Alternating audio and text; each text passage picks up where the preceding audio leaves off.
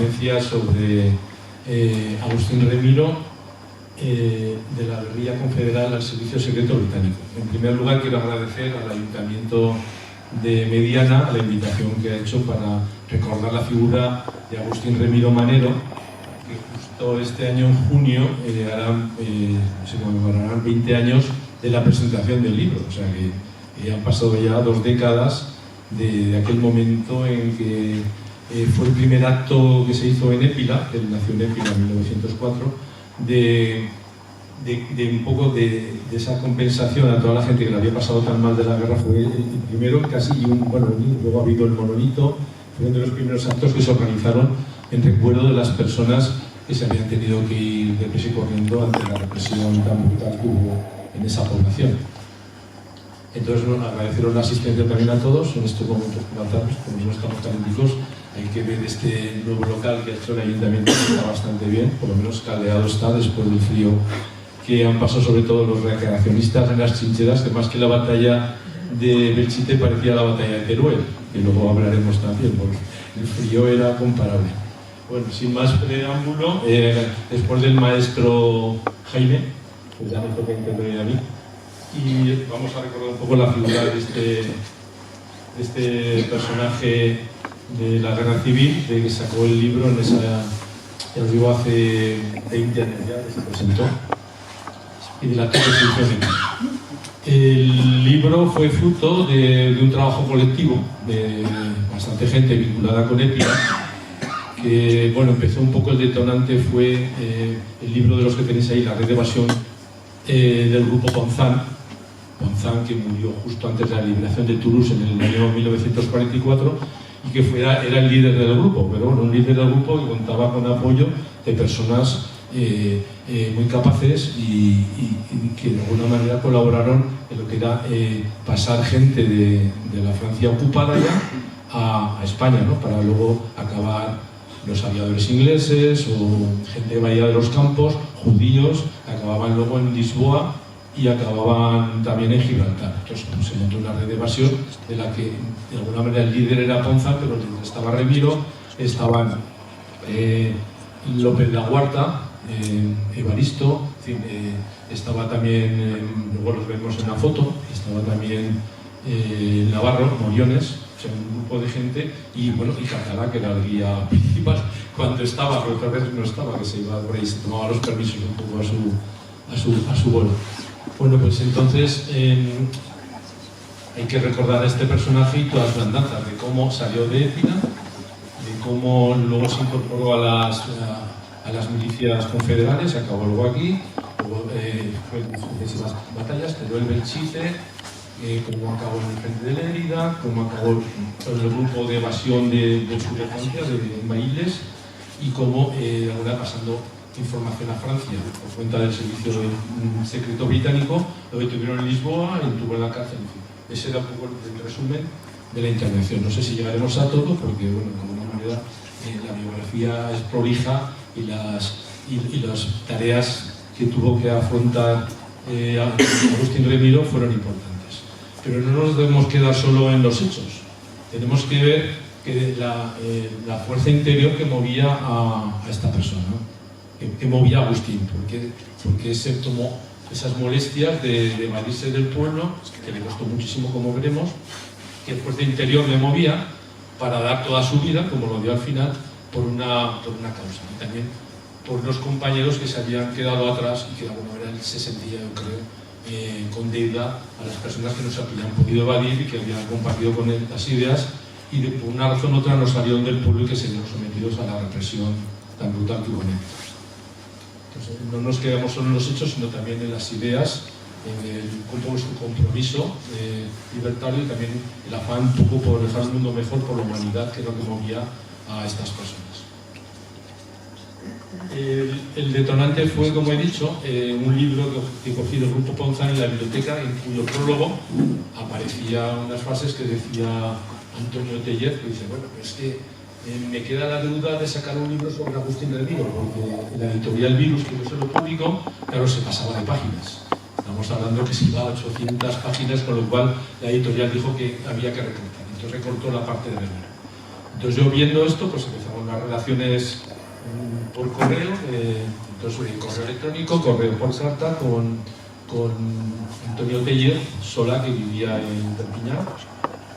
Y ahí empezó la aventura de preparar un desplazamiento para que él nos dejara publicar esa parte que tenía inédita todavía sobre la biografía vital y la biografía sobre vida militar durante el periodo de la República, posteriormente la República, la Guerra Civil y posteriormente acabada la Guerra Civil. Empezamos a Perpiñán un grupo de 4 amigos, Manuel Ballarín, historiador, ya que tiene un bagaje importante, un concejal de Épila, amigo mío, Fernando Ondiviela, un historiador, que además primo mío segundo, que es Francisco Lázaro, y yo mismo. Estamos en el coche, autopista para allá, hasta Perpiñán. Después de partir un día con él, nos volvimos con el libro, y claro, desde 2004 junio pasaron 2 años en el que lamentablemente Antonio Tellez, pues al final nos llamaba, oye, ¿cuándo va a salir el libro? Porque veía que le quedaba poco tiempo. Como así fue que falleció en el 2005 sin poder ver publicado el libro que tanto afán había puesto. ¿De acuerdo? Entonces, vamos a pasar a este sería la foto que le hice yo en su domicilio, en el Perpiñán, calle Ciudades, en el Mercado. Y voy a poner un poco unas, a ver si sale. Voy a poner las palabras, porque mejor oírlo en la voz del autor del libro. Es un libro que de alguna manera nosotros cogimos el libro y luego completamos la edición con un buen prólogo de Manuel Ballarín, unas notas a pie de página, y lo importante de este libro son los apéndices que se pudieron obtener del archivo de Salamanca. O sea, todo lo que sabíamos de Agustín Remiro se vio corroborado por el historial militar que lo teníamos en papel de Agustín. Se ve más color, la voz. No es que se vea mucho, pero se ve más color. Mira, él lo ves bien. Sí, sí.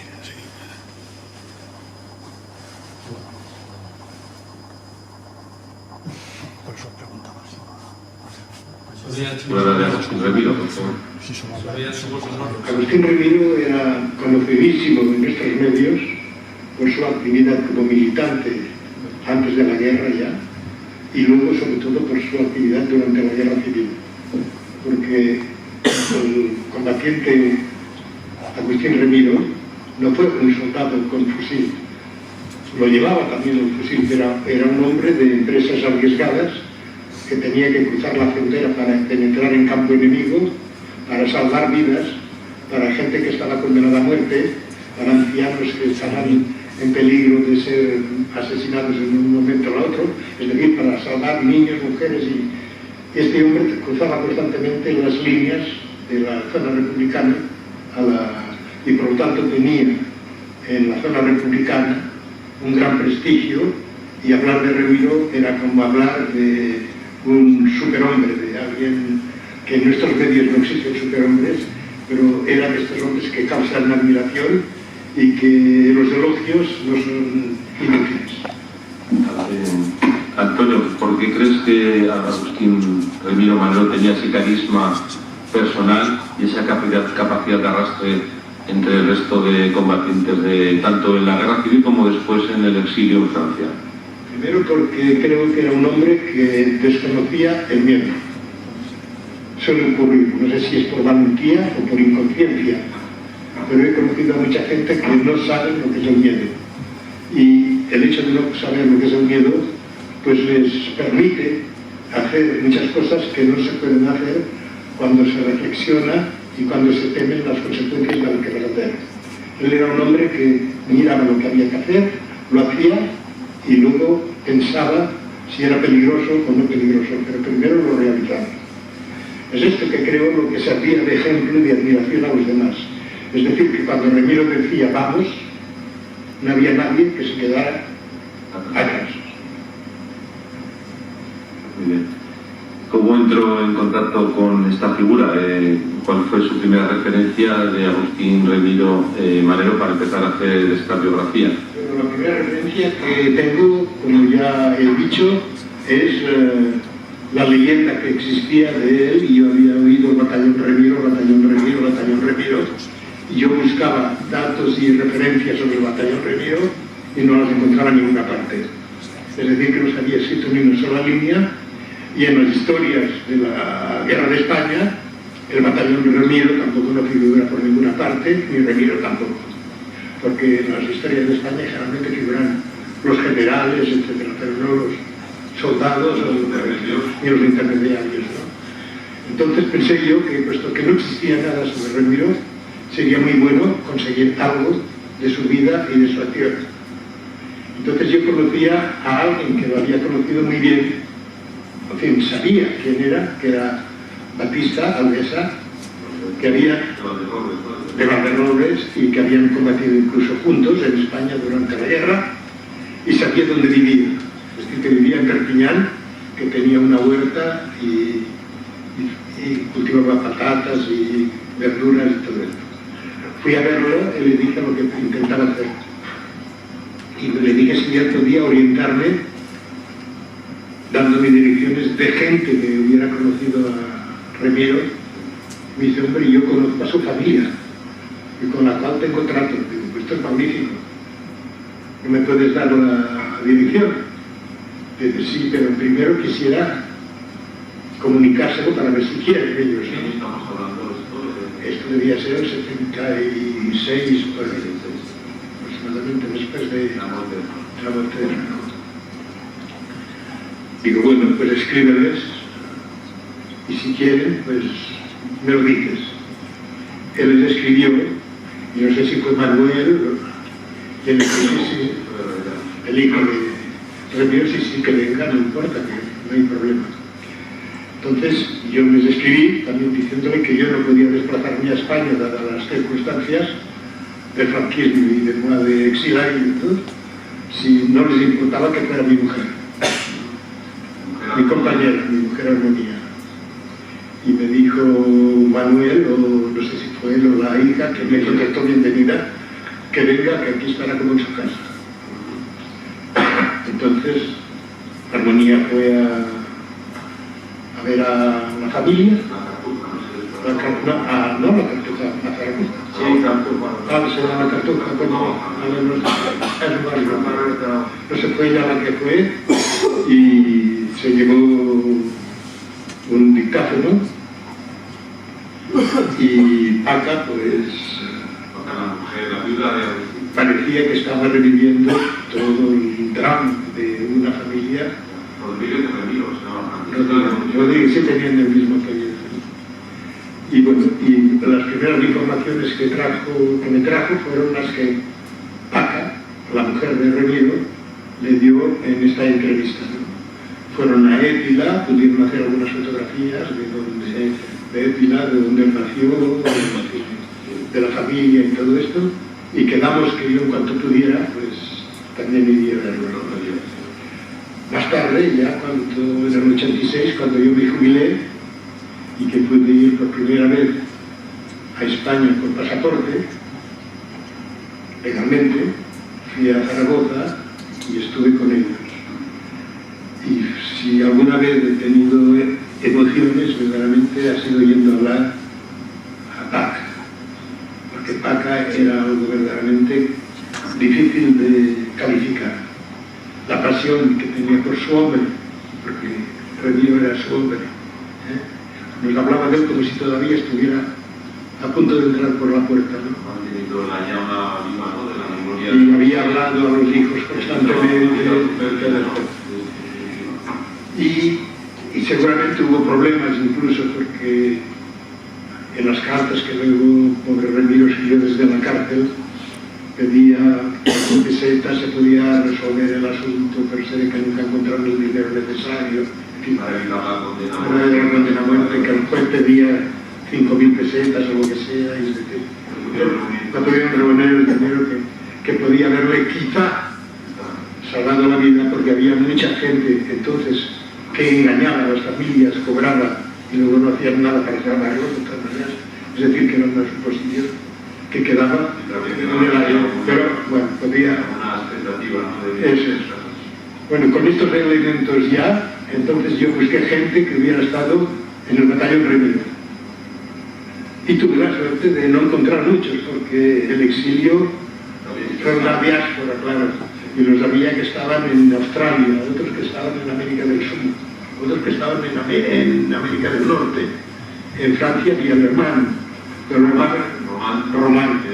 Tenía la maravilla No sé si tenía, porque no lo fui a ver, porque cuando la correspondencia que tuve con Román me di cuenta que él no conocía gran cosa del hermano. El aspecto político de su hermano no lo conocía tanto y el aspecto militar tampoco. Y creo que no, además no compaginaba ni tan siquiera unas ideas con el hermano tampoco. Es decir, que fue una fuente de información que no pude explotar porque no se podía explotar, no había nada. Pues sin embargo, ya va a ser una muestra, voy a seguir porque si no se nos va a poner un poco el tiempo. Entonces, como muestra, ya no creo que no sea, era buena, tenía que ser oír en la propia voz de la autoridad. Yo creo que la mejor que escucharme a mí, ¿no? El sentimiento de cómo se puso en marcha la idea de mí. Él no había conocido a Agustín, pero tenía referencias por otras personas. Antonio Teller es un historiador del movimiento libertario que ha hecho muchas obras sobre el guerrillero Quico Sabater, sobre el Mil y Cusantís, tiene un montón de libros relacionados con el tema. Y le tocó el final de la guerra, prácticamente la Quinta del Liberón, estuvo poco un mes en la guerra, así que estuvo luego en el Maquis, y luego entró en España varias veces de forma, pues eso, incógnito y tal, y estuvo moviéndose por España. Como habéis visto, no pudo entrar hasta que no murió Franco.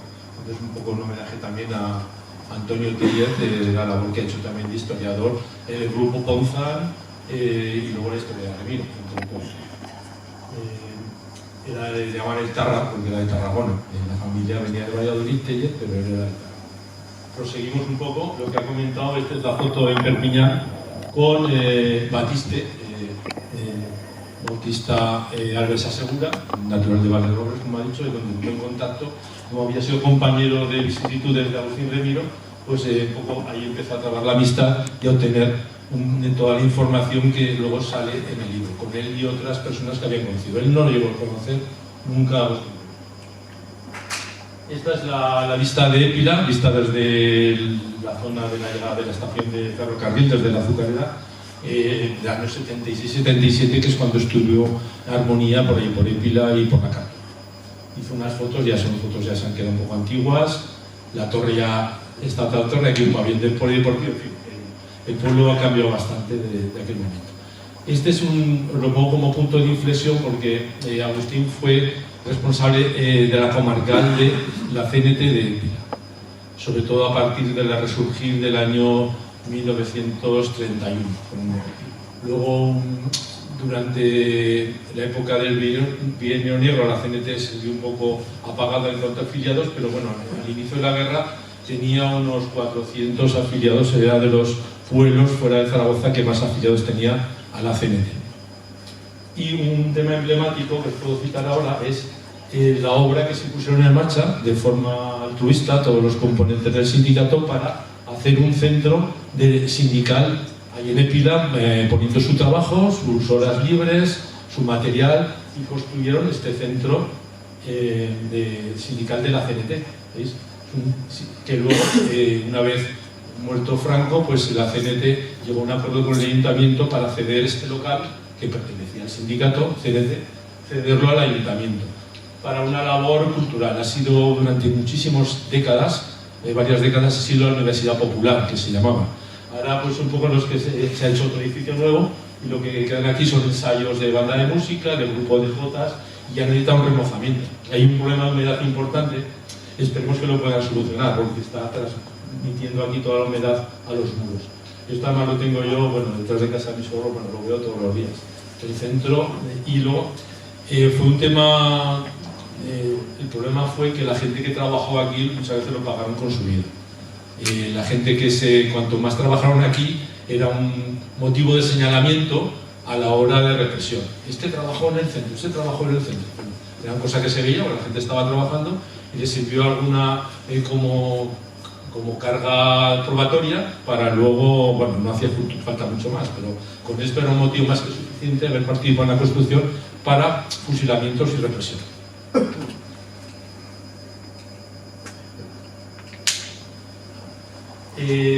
Viene el 19 de julio el bando militar declarando el estado de guerra, pero es de aquí que en Épila el alcalde Boada, que era de origen catalán, que le habían dejado a los padres por temas familiares ahí en el pueblo para que se criara, pues dictó un bando municipal oponiéndose al bando del capitán general para la sublevación militar. Entonces se movilizó la UGT con los pocos, la CNT con los pocos medios que tenía a su alcance, escopeta de caza, alguna arma corta y alguna granada que debía conseguir de extranjis, y montar unas barricadas a la entrada del pueblo, unas en el arrabal, otras en la entrada de la carretera de Muerte de Zaragoza, en la altura que se llama la Castañeda, unas barricadas.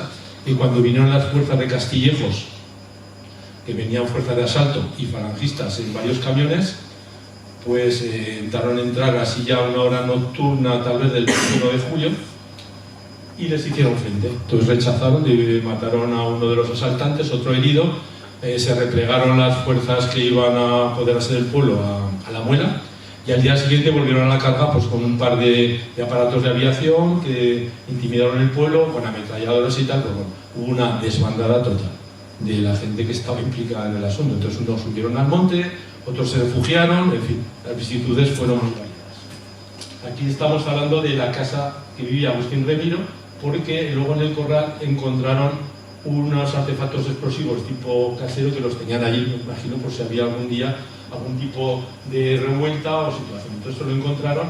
Pues aquí están las fuerzas vivas, entre comillas, del alcalde del pueblo, que había ido a pedir socorro a Castillejos.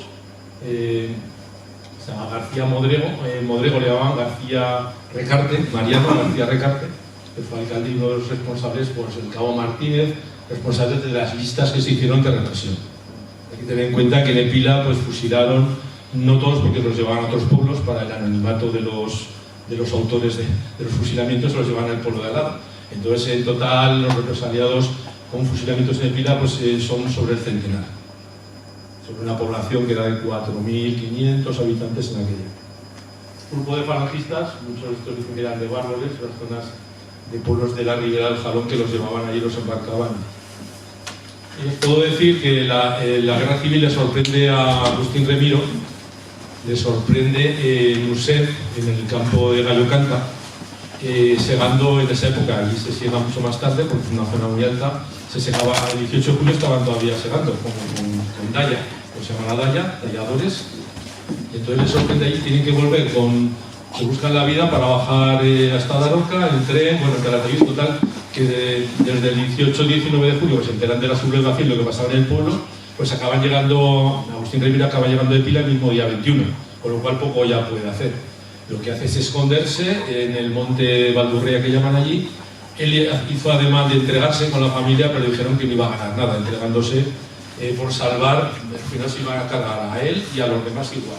O sea, con lo cual, con el alcalde y más gente que veía que eran los de primera línea, lo que hicieron fue fugarse y tratar de pasar a líneas republicanas.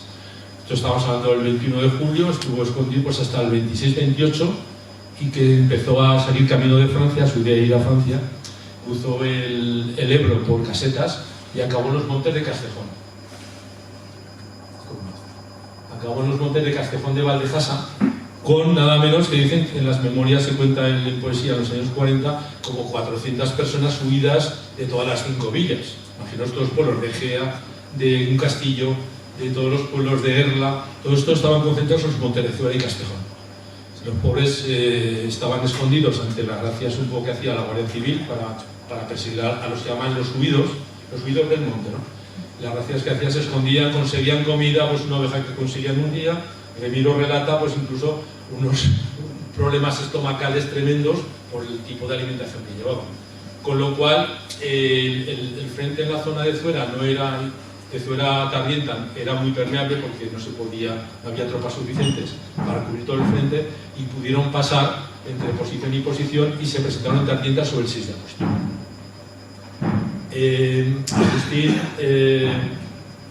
se incorpora, bueno, antes de la 25 división se incorpora a la columna Durruti, a la 13ª Centuria, y forma parte de un grupo también de gente que se infiltraba esa mala noche. Pero ahí estuvo, pues eso, estamos hablando de agosto, hasta que como ya a final de año, sobre octubre, noviembre, pidió pasar a la zona del Frente Republicano de Lécera a Moyuela, porque estaba más cerca ante una posible comunicación con Épiro. Por lo cual él pidió el traslado, llamémoslo entre comillas, a esta zona. En Fuendetodos parece ser que no pudo participar. Batiste sí que participó en septiembre, el 21 de septiembre, en la toma de Fuendetodos, que en principio desde el Estado Mayor de Barcelona les decía que se replegase porque era una zona avanzada, los podían rodear, pero se mantuvo Fuendetodos hasta el final de la guerra. Pero ahí no es probable que Agustín interviniera.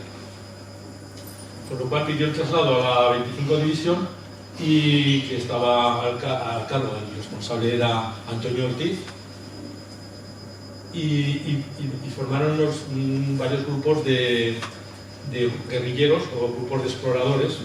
El mando nacional los tenía identificados en Moyuela como compañía de exploradores, en un gráfico que hacen de las posiciones republicanas del Servicio de Información, y estuvieron asentados en Moyuela. Según me contó Gracia, que tenía a su abuelo allí, estuvieron asentados ellos bastante tiempo, por lo menos mes y medio, 2 meses, en Moyuela, porque la sede de la 118 Brigada, de la que él formaba parte, estaba en Azuara. Ese era el Estado Mayor de la 118 Brigada. La 25 División se componía de 116, 117 y 118 Brigada mixta.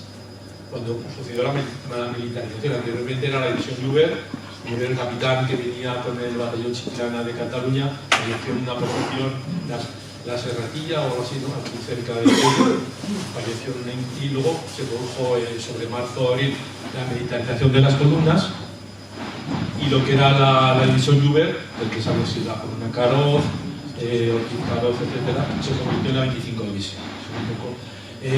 Remiro era partidario de la militarización, él no era, pues Afán era más guerrillero, no era partidario de una militarización clásica, estilo disciplina militar, pero sí creía que hacía falta una organización dentro del territorio militar.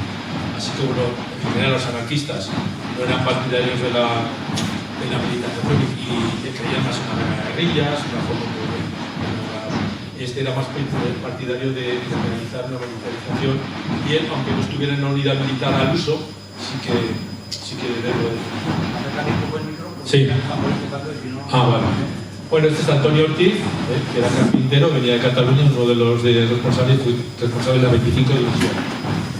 Este era Jarquepina Antonio, que era comisario de esa misma 25 División. Este era el comisario de la 25, Jarque era comisario de la 25 División. Caroz era la 118 Brigada comisario, y Victoriano Castar era el jefe de la 118 Brigada donde estaba Remiro. Un poco la organización que tenía ya militarizada. Él formó parte, como vimos, de un grupo de guerrilleros, pero que se infiltraban constantemente en campo enemigo. En el libro de Agustín Remiro, a veces es tanto como el contenido del propio libro son los apéndices del historial militar que se consiguió del archivo de Salamanca. Esto os puedo decir, me lo proporcionó Jaime, del acceso de los archivos que se abrieron, ¿no? De una carpeta de archivos. Venían justamente los 37 integrantes del grupo de Remiro. Es una nómina del mes de junio del año 37.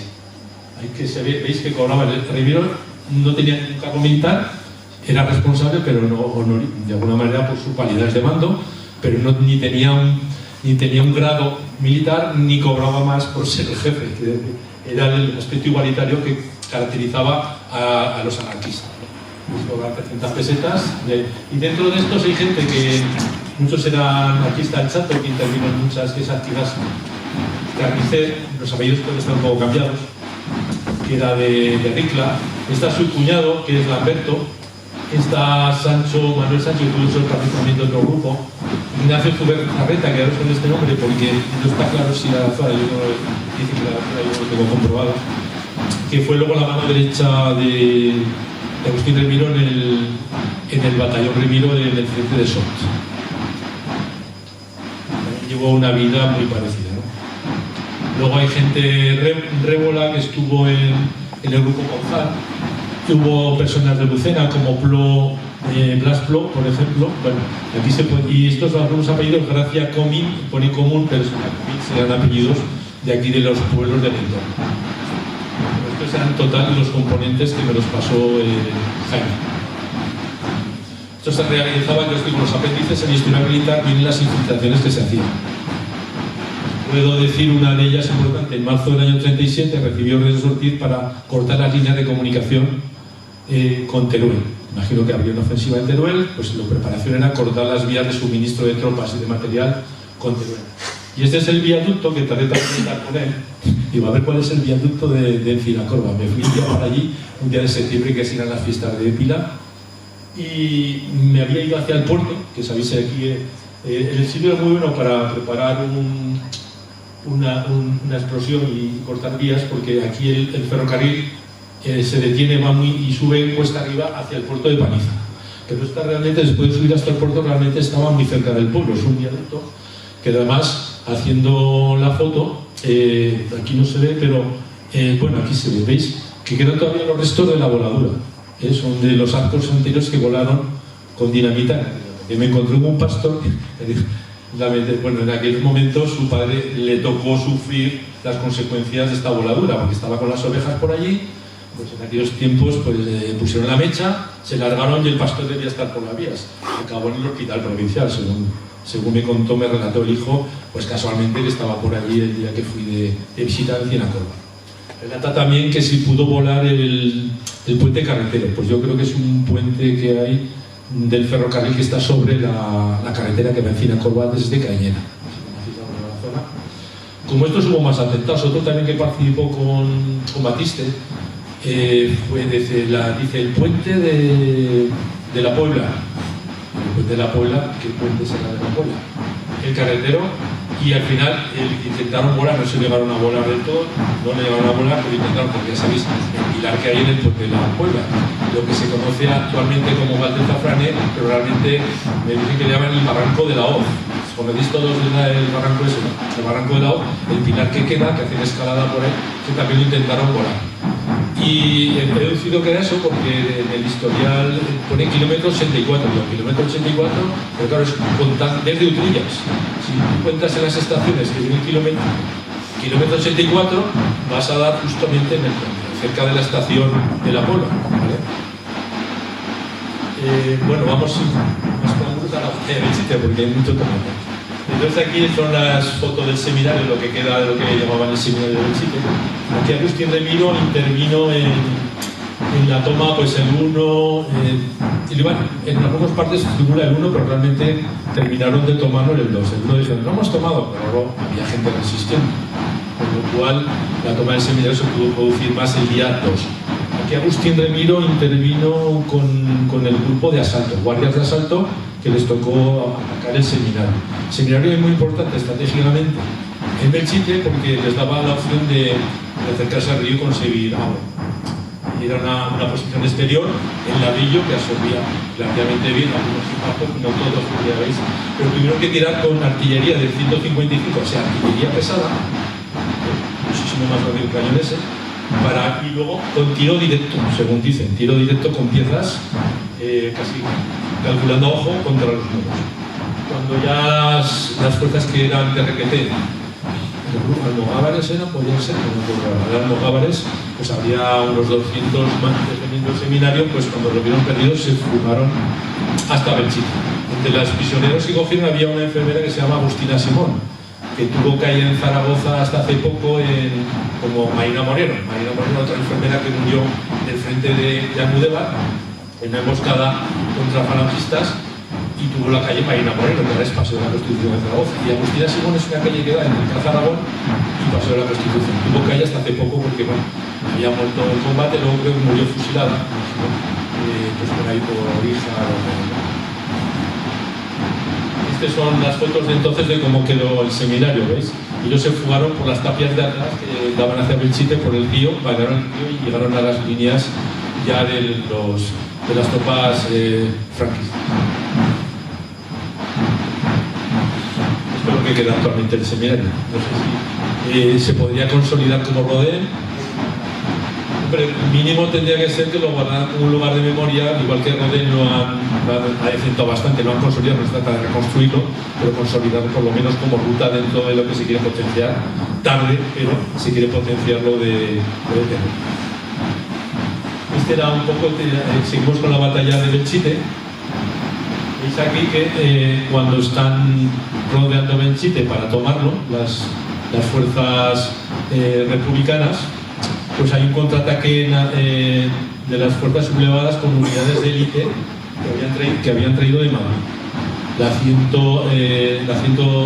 división 150, que estaba en esta zona, más cerca del Burgo, y la 13ª, la 13ª división, que llamaban la Mano Negra, unas unidades de élite del ejército sublevado, o sea, eran los mejores. Puedo decir como dato que la división número 13 tenía, de las 12 batallones, que tenía una unidad franquista, 6 eran tropas africanas. O sea, 2 banderas de la Legión, Tabor y Sáhara, Tabores regulares, o sea, que eran tropas de choque que se llamaban.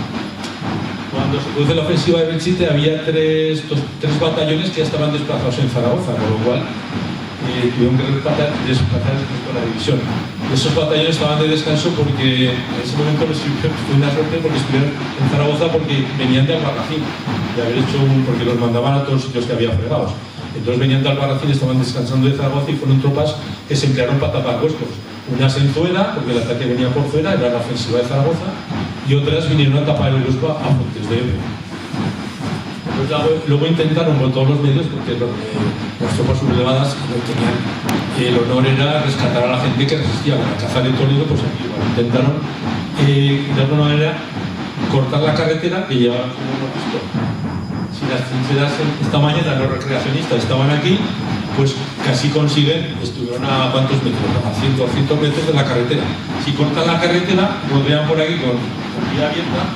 Y a lo mejor Belchite, pues, que cayó el día 7, pues no hubiera caído, si entraban por ahí, no hubiera habido desbandadas, etc. Porque, como dice Jaime, lo primero, el miedo entra a estas tropas, sobre todo las que no están muy bregadas, incluso las bregadas, les entra el miedo a que los copen, que les rodeen. Y entonces ese miedo hace que puedan retroceder, como pasó aquí, como veremos luego en el vértice.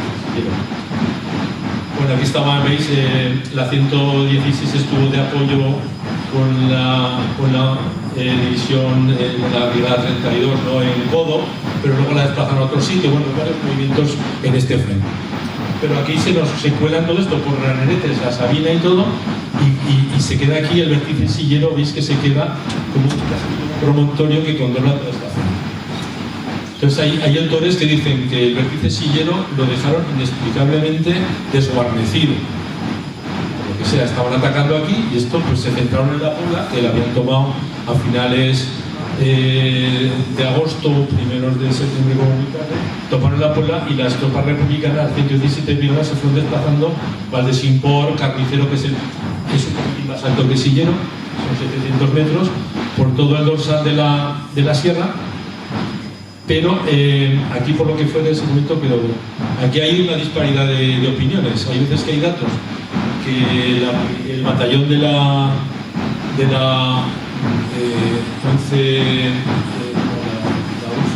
la división internacional, la 11 brigada, el batallón Edgar André lo utilizaron de tropa para tapar este hueco, y puede ser que tomara él o otra tropa en la 1 de septiembre, 1 de septiembre, tomara momentáneamente el Sillero. También hay que tener en cuenta que el Sillero es una cadena es una meseta, pero realmente son varios picos. Está aquí el Puigcervero, está el Sillero y hay muchos montes alrededor. Si vais por esa pista, son subidas y bajadas, y puede estar el Sillero más alto, pero los demás están menos de 600 metros, con lo cual no está claro si fue el Sillero o no fue el Sillero. Luego hablaremos de cuándo se tomó, al parecer de forma por primera vez, porque las comunicaciones de Estado Mayor o de los grupos de asalto decían que la habían tomado en el Chartres, no era cierto. O sea, bueno, vamos a decir que lo hemos tomado, pero había que tomarlo con un poco de precaución, cualquier información que se diera de ese tipo. Había que contrastarla, como luego veremos que no se fían de los partes de los jefes de unidades. Y todos mentían más o menos, o sea que... ¿Veis? En mediana está aquí, ¿vale? Aquí estaría Modesto, que era el jefe del 5º Cuerpo de Ejército, donde estaba la 11 División de Lister, estaba la División 35 de Walter y los refuerzos que tuvieron. La agrupación de él era la más importante para entrar en Zaragoza. Y Modesto era el jefe, que era Juan Guilloto León, que luego el apodo era Modesto. Había estado en la Academia de Moscú, era miliciano, pero que tenía una preparación militar. Bueno, aquí está, bueno, más o menos con ropa de invierno, pues imagino que está el general Pozas. Pues como esta mañana los compañeros del grupo de recreacionistas estaban con los, ¿cómo se llama? ¿Teleobjetivos o cómo se llama eso? El conejo. Telémetro para ver distancia y bueno, fundamentalmente para asomarlo de la trinchera y que no te peguen un tiro, ¿no? También estaba para esa, muchas veces hacía esa función. Lo ponías en la trinchera y podías controlar al enemigo, ver las distancias para la artillería, para los tiros de artillería, etc. Pues este es el Estado Mayor de este Sánchez Plaza, que era el jefe del Cuerpo de Ejército, 12º Cuerpo, el 12 Cuerpo de Ejército. Esto es la Puebla, veis toda la sierra, pues imaginaros lo que es moverse por 2 picachos en el mes de agosto, el calor que tuvieron que pasar. Tú vas a identificar los picos, no sé, es el Carnicero o no sé, yo no puedo decir.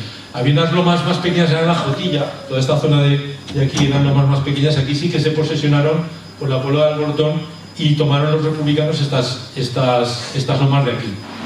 Hubo un contraataque de la 13ª División, casi se presenta en la Puebla, pero no se atrevieron a seguir porque ya se habían desgastado mucho en el avance y veía que aquí había posiciones fuertes de los republicanos. Estas son fotos que hice en aquel momento cuando recorrí el Cordal. Todavía quedan muchísimos restos de lo que eran las fortificaciones. Estas trincheras tanto se podían menear para un lado como menear para el otro, dependiendo de dónde estuviera el otro bando. Es decir, tú podías tomar la trinchera y las fortificaciones las podías convertir para que fueran defensivas. Aquí hay un búnker, que tú sabrás más la localización de este. Pues sabéis que después de la guerra los chatarreros aquí se llevaron las vigas y todo lo que pillaron. Entonces había época de hambre y pillaban con todos restos de bombas, de metralla y tal, y bueno, hubo gente que murió recogiendo chatarra. Y esta zona de la guerra, como Teruel, como Belchite, pues bueno, la gente venían chatarreros, muchos perdieron un brazo con las granadas. Me han dicho que las italianas de aluminio son muy peligrosas porque el percutor debe estar todavía activado, son las más peligrosas. Y hubo un accidente en Teruel hace unos 5 o 6 años, que había unas bombas de mano en un garaje, un mortero. Un padre y un hijo fueron a desembalar, que creo que era de una señora que se había muerto, y fueron al trastero allí y se les explotó. Esto ha sido, pasa muy rápido el tiempo, pero fue hace 2 días, lo de Teruel. ¿Veis todas las trincheras que quedan? Esas son las antenas por donde al final pude acceder, y veis el conglomerado de... Esto es un conglomerado de valles y varellos, aquí vales, que en Pasaditas pasar por aquí es relativamente sencillo, porque puedes permanecer con los cizallos, como dice Jaime y tal, cuerpo a tierra te puedes mover por toda esta zona. Es un conglomerado de zonas que es fácilmente moverse. Este sería el sillero, cabezo del buitre, y aquí hay como un collarillo, que ahora lo veremos, que pudo ser por donde pudieron pasar para tomar el sillero en la que fue toma, que sí que fue realmente comprobada.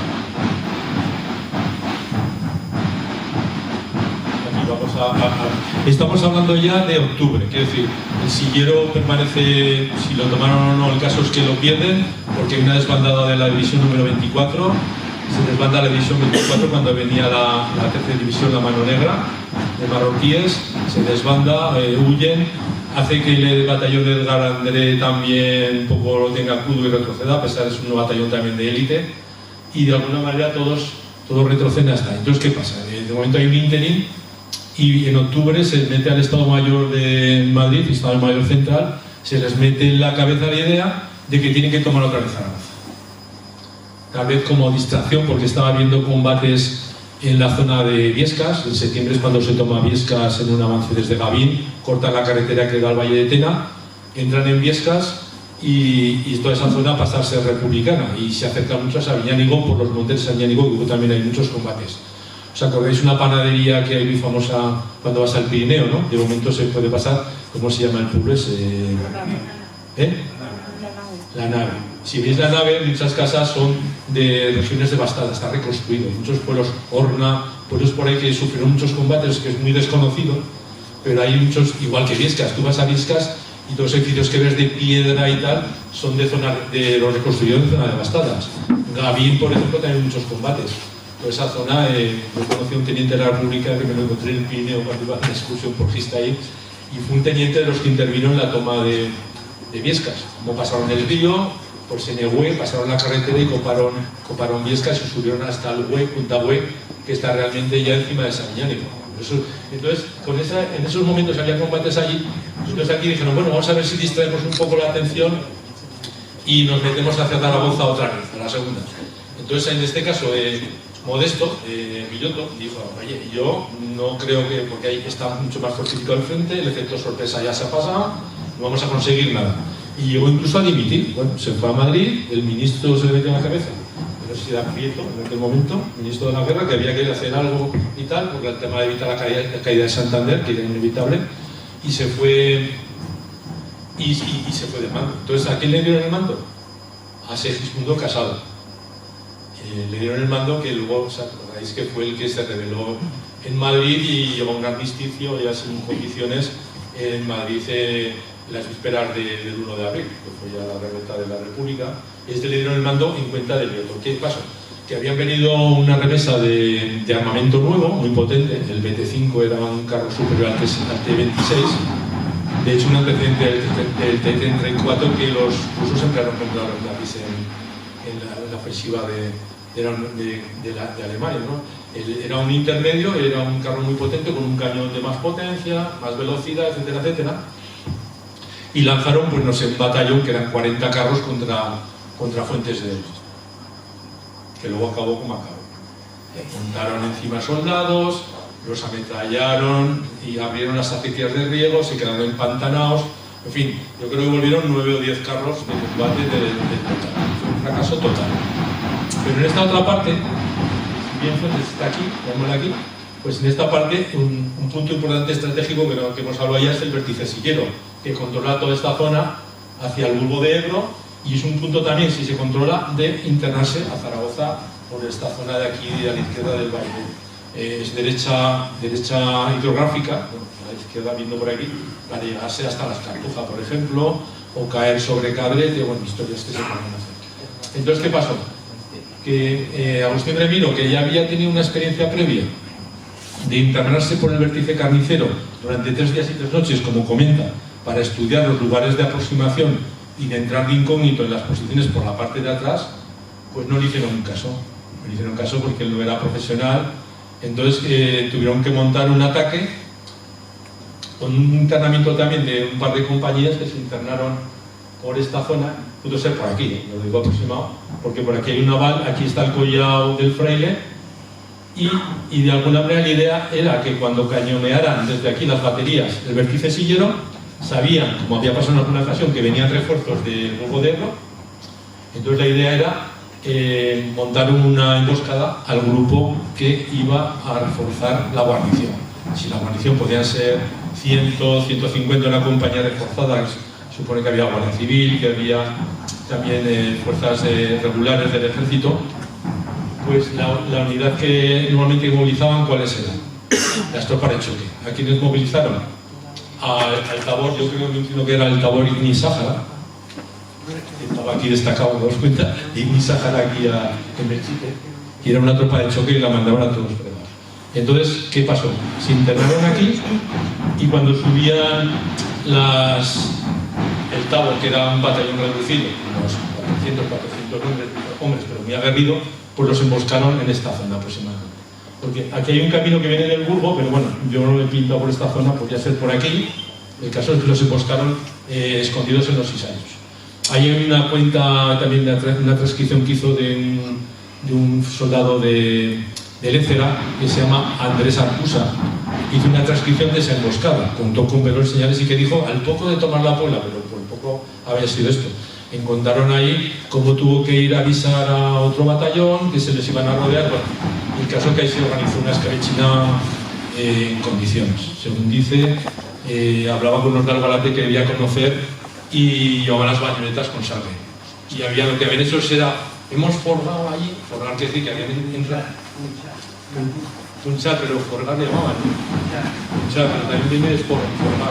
Bueno, eso, una palabra, sí, pero hay la palabra esa famosa que decía Arcusa, pero bueno, es igual. El caso es que habían empleado enfrentamiento cuerpo a cuerpo, con bayoneta, contra estas tropas, granadas de mano, etcétera, etcétera, y lograron rechazar a esta fuerza que venía de refuerzo. De eso se supone que el Sillero, si la ofensiva a Fuentes empezó el día 11, el Sillero lo lograron conquistar el 13, una fecha probable de conquista. Pero en el transcurso de hoy también me entero que por esto se debió volver a perder. Y debió haber más combates hasta que al final, una semana más tarde, ya quedó en manos de la República de forma definitiva. Estos serían los combates, viene la unidad y una vez que esta tropa que viene de refuerzo la emboscan, retroceden, pues las dos compañías atacan por el norte, por aquí ataca la 117 unidades, por aquí la 118, con lo cual toman el Sillero y hay un parte que viene luego en la prensa que hubo pues 2 sargentos, un cabo y creo unos 47, tomaron unos 50 y tantos prisioneros, o sea, se supone que la posición estaría unos 100 o 100 y pico manteniendo la posición. ¿Y por qué se sabe seguro? Pues porque como mienten tanto en los estados mayores, se mienten tanto en los partes que sean de las unidades al estado mayor, desde Segismundo Casado, el mando del 12 Cuerpo, mandó 2 oficiales de Estado Mayor a comprobar que eso era verdad. O sea, con lo cual aquí sí que podemos afirmar que se tomó el Sillero aproximadamente el día 13. Pero luego, según me han dicho, hubo combates, muchísimos combates, porque el ejército sublevado no daba por perdido si había una trinchera perdida, el 90% de las veces intentaba volver a saltar, es así. Era, de alguna manera, no querían retroceder y hubo varios intentos a cargo del Tábor otra vez y Sáhara, y en él se destacó en los combates que dice que volvió a recuperar el Sillero, que puede ser verdad, en lo cierto, porque yo pensaba que le habían apuntado un tanto por ser hijo del general Moscardor. Miguel Moscardor Guzmán le dan la medalla individual por volver a reconquistar el vértice Sillero. Eso viene en una reseña en el boletín oficial del Estado, etc. Entonces, dice que entra en el Sillero, que después de muchos combates, y que se hace fuerte allí, que le entrega luego el mando, era capitán, le entrega el mando al jefe del Tábor, que normalmente era un comandante. Pero, entre aquí, que hubo días más tarde, sale también un caso que he leído estos días, que el capitán Gándara, de Ibn Sáhara, del Tábor, muere en los combates del vértice Sillero. Y muere el día 20. Está herido y creo que lo muere en el Burgo.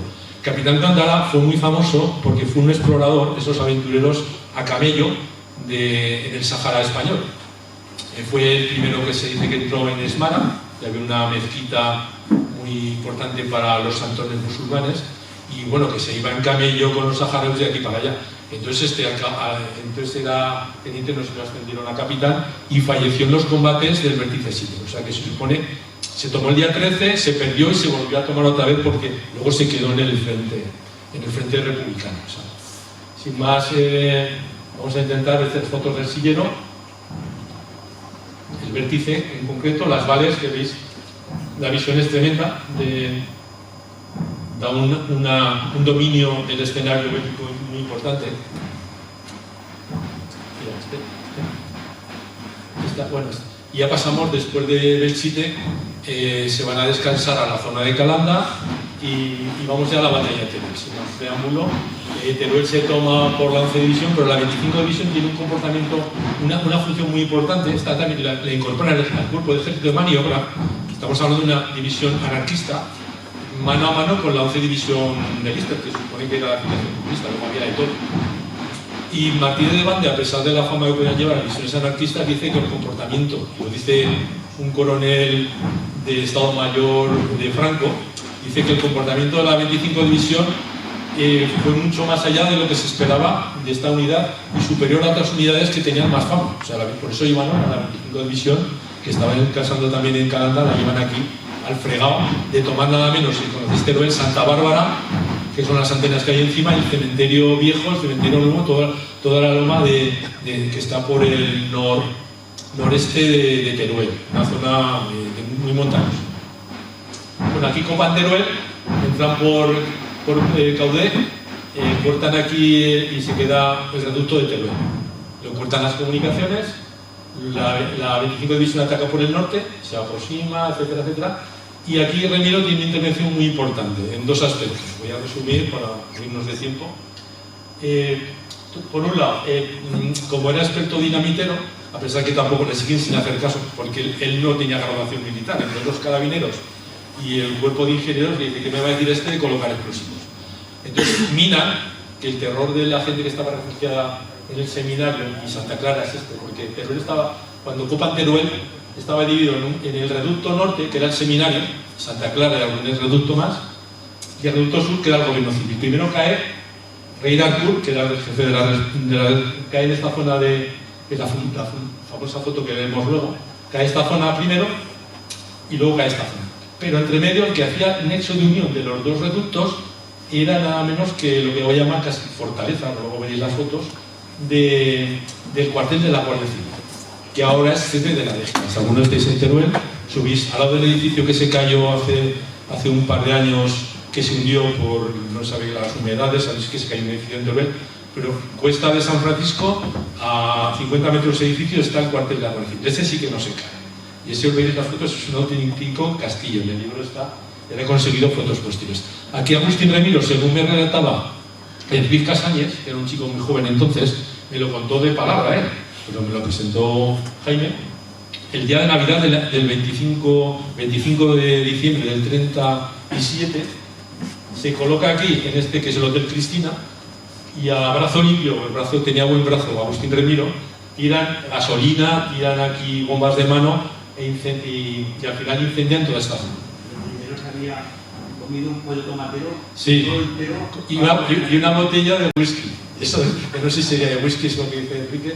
El caso es que habían comido como podían, comían como podían, y de aquí, brazo a brazo limpio, tiran todo esto de material aquí y logran que toda esta guarnición, se tiran unos 200 o 300 de guarnición, se rindan y se entren con el fusil en la mano. Entonces, una vez cortado este punto de unión, pues bueno, la toma de esto de aquí, emplearon las minas.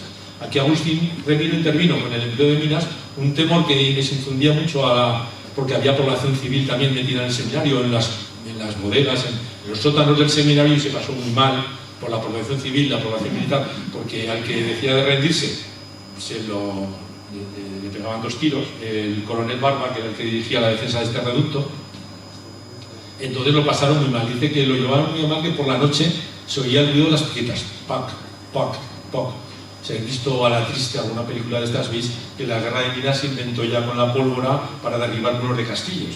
Se empleó en el Alcázar de Toledo, y aunque decían que la fama de esto, de la mina del seminario, que luego veremos, era Belarmino, uno de Asturias, que era minero, el que estuvo en el fregado fue aquí. Pero hubo una de esas minas que por lo visto no le hicieron caso a Remiro, se explotó y murieron muchísimos carabineros que estaban en el centro este del seminario. Bueno, pues con el pollo tomatero de Enrique Casañez, siento que tendría entonces 18 años, ¿no? A lo mejor 16 años. No me extraña, porque para mantener semejante corpulencia necesitaba comer. Granadas, brazo limpio, y bueno, se conquistó y con prisioneros, como podéis ver en la historia militar de Mande, la guarnición que había en este cuartel. Daos cuenta, mira, este es el cuartel, ¿veis? ¿Veis el cuartel? ¿Veis aquí el Hotel Cristina? Pues tiraban de aquí, tiraban aquí. Aquí está el seminario, que estaba ya medio arruinado. Esta es la vista de Teruel desde el suroeste, ¿vale? Río abajo. Esta es la famosa foto de capa con el viaducto desde la zona que es el gobierno civil, Este sería el cuartel de la Guardia Civil, que es un castillo. Aquí estaría el edificio sequero que ya se cayó, o sea que esta zona debe estar ahora de ruinas. ¿Veis? ¿Veis aquí? Pero fíjate, aquí están los destrozos que sería de la artillería, pero bueno, el tiro le pillaba más a mano tirar desde aquí. Y esta es la foto actual. Daos cuenta como la DGA ha restaurado el edificio, es un auténtico castillo, ¿eh? Esta es la sede de la DGA en Teruel. La escalinata que da la estación, la vista en Teruel, está después se hace una composición natural. Ahora pasamos un poco sin la dilación, porque después de la batalla de Teruel, sabéis que en abril se corta la zona republicana en dos por Sagunto. Entonces Remiro, que ha estado retrocediendo con la ofensiva de Aragón en marzo, desde marzo del 38, va volando puentes, como dice él, desde Oviete hasta Valderrobles. Va tirando puentes para retrasar el avance de las tropas de Franco. Entonces al final tiene una reunión con Perea Capulino, el responsable del ejército del Este, y su idea es formar un grupo que llama el Batallón Remiro, pero de fuerzas guerrilleras. Luego veremos lo que pasa. En ese batallón lo que hace es batallón de la ametralladora Este, que es una fuerza especial que estaba a disposición del jefe del cuerpo de ejército o jefe del ejército. Y reagrupa allí a toda la gente dispersa de los grupos anarquistas de Aragón. Todos acaban en sus batallones, tenía 4 compañías. Pasa que luego ya empezamos mal, empiezan 2 compañías, la de Zubizarreta, que os he dicho antes, va a la división 24, y la de Remiro, otras 2 compañías van a otro, con lo cual parte ya el batallón en 2 zonas. Estamos hablando, fijaros la diferencia, estamos hablando del Pirineo. Y estamos hablando de picos que tienen 1000 metros más que el vértice Silla, 1500 metros. Estamos hablando del mes de mayo, frío, nieve todavía en muchos sitios. Toda la zona de Sort, si la conocéis, toda la carretera que sube el tren, es una carretera súper complicada. Incluso fui en el 2006 a entrevistar ahí a Catalá y la carretera se las trae. Toda la zona esta de... ¿Veis? Todas las vistas. Entonces, ¿qué pasa con esto? Dan golpes de mano. Fundamentalmente siguen en su trayectoria de golpes de mano. El río Noguera Pallaresa por ahí se encajona mucho, entonces cortar la carretera es cortar las vías de suministro a las tropas que están hacia la frontera. Esto se internan por barranqueras, barranquera arriba, barranquera abajo. Algunas barranqueras están tapadas por los franquistas, tienen que retroceder, bueno, hay muchas aventuras. Catalá, bueno, se explaya allí, ¿sabes? Una vez incluso dice que en el transcurso de una incursión entra en una posición franquista, porque como iban vestidos, no, tampoco llevaban uniformes, lo que podían con el frío, pues tampoco se distinguía mucho. Pero Catalá, ¿cómo se da cuenta? ¿Te acuerdas, Jaime? ¿Cómo se da cuenta que es una posición franquista? Por las piquetas de las alambradas. Las republicanas eran de madera y las de Franco, que tenía hierro, ya habían tomado vipao, eran metálicas. Con lo cual ahí se dan cuenta y salen pitando y logran salir de ahí. Bueno, aventuras hay muchas, en el libro de Catalá y en el de Remiro también se explayan las fuentes. ¿Veis el buque de Villamur? ¿Veis la zona de Sot, toda aquí? ¿Y qué pasa? Después de muchísimas incursiones que no os voy a contar, porque el general Sagardía sí que destina 2 compañías de la Guardia Civil solamente para atajar las incursiones de los guerrilleros. O sea que tuvieron que destinar 2 compañías de la Guardia Civil fuera del frente para intentar incursiones. El que hacía de Villa, el que era de Llamorsí, que era Catalá Balayá, ¿no? ¿De nombre? ¿Cómo se llama? Joan Catalá, que fui a entrevistar, murió muy tarde, a pesar de su vida aventurera, con 101 años, después de fugar de la cárcel de todos los sitios. Bueno, el tema, ¿qué pasa? Después de estas múltiples incursiones, que tienen que destinar refuerzos para... resulta que viene la batalla del Ebro. ¿Y qué le dicen al batallón Remiro? Pues que tenéis que hacer un ataque por aquí, que sabían que era un ataque inútil, de distracción, para fijar tropas, que se llama el árbol militar. Atacó por aquí para que no manden refuerzos de estas divisiones a la batalla de Ebro. Entonces montan un ataque al vértice Esplá, este de aquí, y la otra posición que hay aquí, ahora no me acuerdo, ¿cómo se llama? 2 posiciones están a 1500 metros de altura, hay una ermita, y montan un ataque de distracción, que no va a conducir a nada porque son zonas muy empinadas, empiezan a atacar la artillería tira tarde, bueno, hay un desajuste, y es el de las acciones de guerra más sangrientas que cuenta Agustín Remiro. De hecho, resultó herido de metralla él mismo, y yo he visto partes que es lo que no le gustaba a él, ejercer de comandante, porque bueno, os he contado que lo llevan a la categoría de comandante, con el visto bueno en la CNT, es la primera que tiene graduación militar, comandante del batallón de ametralladoras. Y dar el parte de fallecidos en esa batalla del vértice Esplá. tiene que hacer unos certificados para que las familias puedan cobrar pensión. Entonces es un hecho, y hay uno de hechos que es ahogado en las preparaciones, uno que se ahoga en el río, porque es el mes de mayo, baja el río muy crecido, etcétera, etcétera, y ahí tienen muchos problemas en... Sí, claro, pues este es el general Sagardía, que mandaba la 61 división del cuerpo de ejército de Solchaga, se llama el cuerpo de ejército Urgel.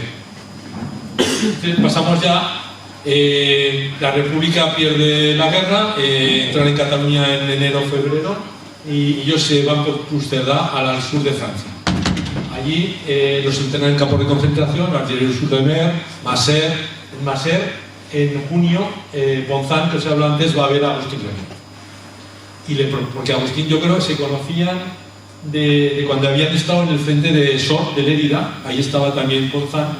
Entonces no habían coincidido antes de la guerra, coinciden solamente en Lérida.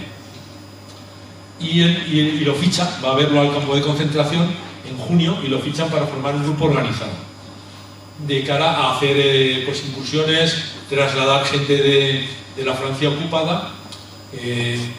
Bueno, la ocupación fue posterior, pero bueno, de la Francia de Vichy, trasladar gente a España, lo que se dice antes, vía Sor, que había una cárcel ahí que los cogía la Guardia Civil y los internaba en Sor.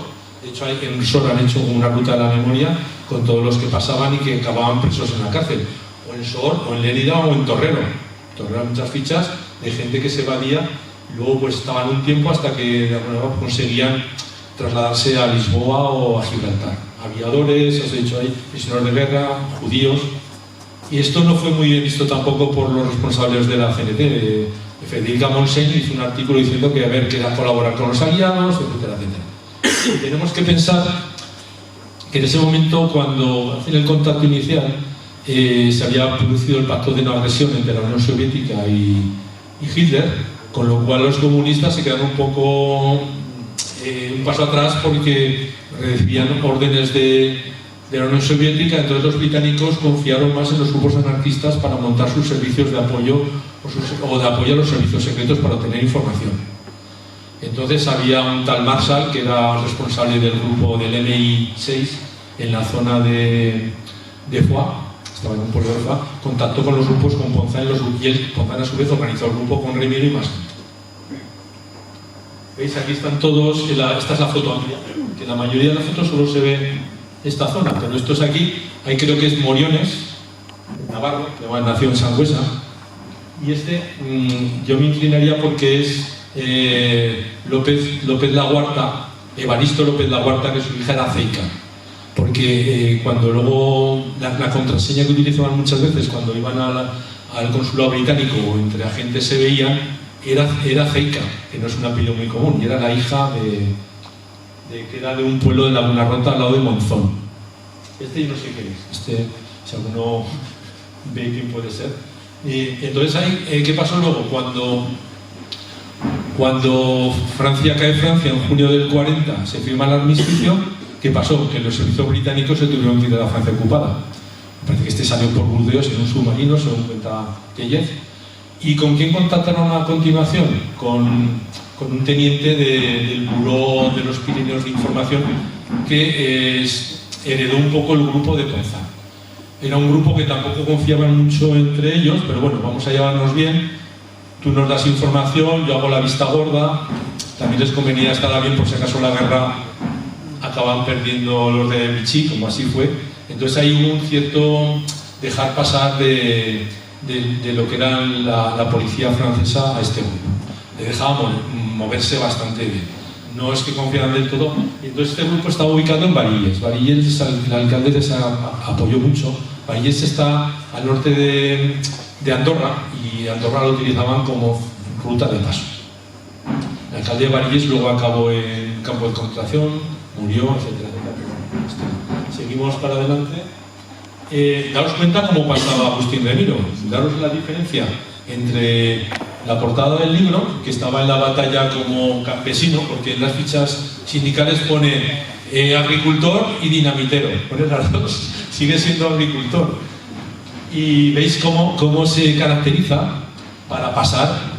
Es que, bueno, daos cuenta, el primer reparto de propaganda En la época de la dictadura lo hizo este grupo, de la Alianza Democrática Española, era un grupo de varios partidos, creo que ahí el PC no entraba, por lo que os he dicho antes, porque se había firmado el pacto de no agresión, y se pasaron noctavillas que se imprimieron pues allí en Francia y se pasaban en mochila. Unos iban para Cádiz, como Marañá, que se movía hasta Cádiz, otros iban a Zaragoza, otros a Madrid, y él le tocó ir a Valladolid, a La Coruña, en una de las incursiones. Sí que aprovechaba también, no lo he dicho, cuando iba en estas incursiones pasaba por la Cartuja, veía a la mujer, veía a los hijos. En uno de los viajes se llevó a los hijos, menos Manuel, que se quedó con la abuela, se llevó a Viende y a la Paca, a su mujer se las llevó a Francia, pero estuvieron creo que de marzo a octubre del 40, pero llegó un momento, como no estaba allí nunca, estaba siempre haciendo incursiones, pues la familia de se cansó y se volvió otra vez a la Cartuja, pasaron otra vez. Si veis cómo se iba caracterizado, bueno, cuentan muchas vicisitudes, eso os podría contar. Y la aventura sí que cuenta una vez que pasaban por el barrio de San José, por la calle Buena, que ayer la vi yo, digo, pues la calle Buena todavía existe, es un callejón al final del ensanche que han hecho ahora de Tenor-Fleta. Está por esas calles cerca de la granja del parque, hay un callejón, y no sé si hay viviendas, se llama calle Buena, estaba la familia Cano, que es la que les daba COVID, tanto a Barañá,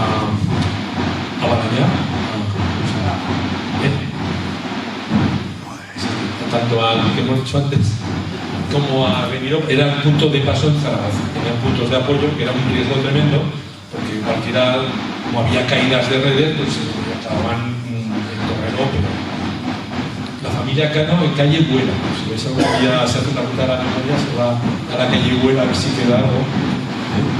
Ignacio Bueno. ¿Veis cómo iba caracterizado? O sea, aquí no tiene nada que ver con el aspecto de Remiro en la batalla de Belchite. Pues resulta que estas incursiones,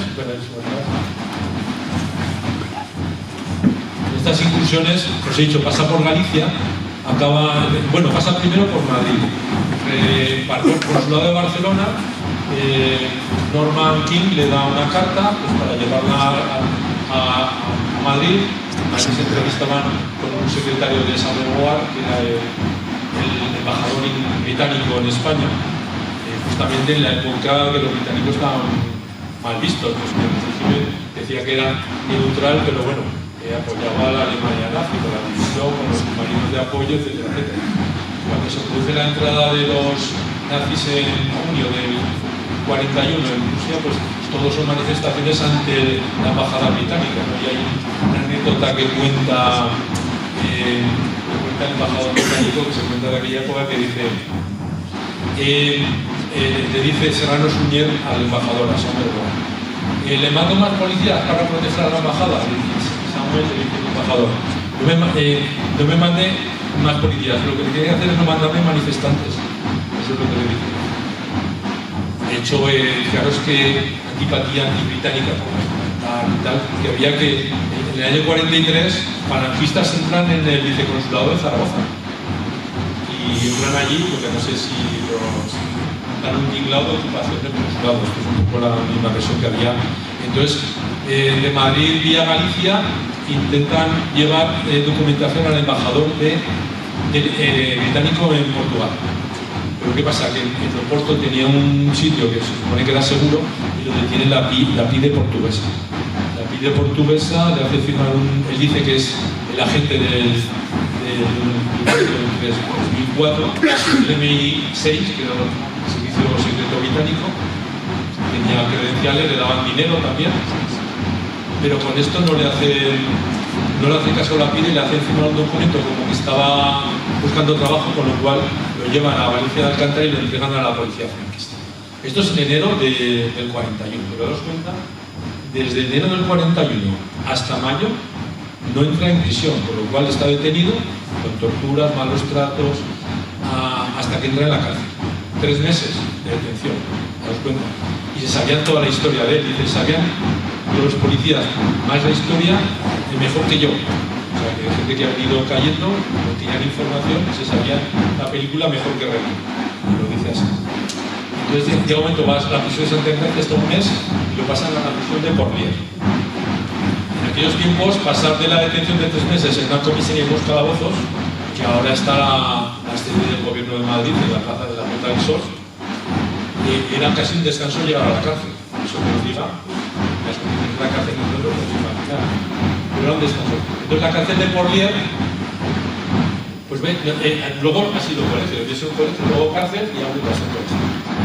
Pues mientras estaban en la misa, bueno, viene el Consejo de Guerra, lo clasifican como muy peligroso, va al Consejo de Guerra en el mes de abril aproximadamente, pide el ex pena de muerte, él pide ayuda a los compañeros, pide dinero para sobornar a los del Consejo de Guerra, pide 3 avales, el director de la azucarera, que habían estado negociando, no le entrega el aval, se le entrega un cura al que salvó el fusilamiento de la zona de Lérida, le entrega el aval, le entrega también el patrono con el que había trabajado segando en SED, y luego tiene un aval de una madre de Épila que le manda la carta del hijo al que había salvado de fusilarlo en la batalla de Teruel, que se llama Emilio Lana Sanz. Ese hace una carta en puño y letra diciendo que Agustín Remiro lo había salvado.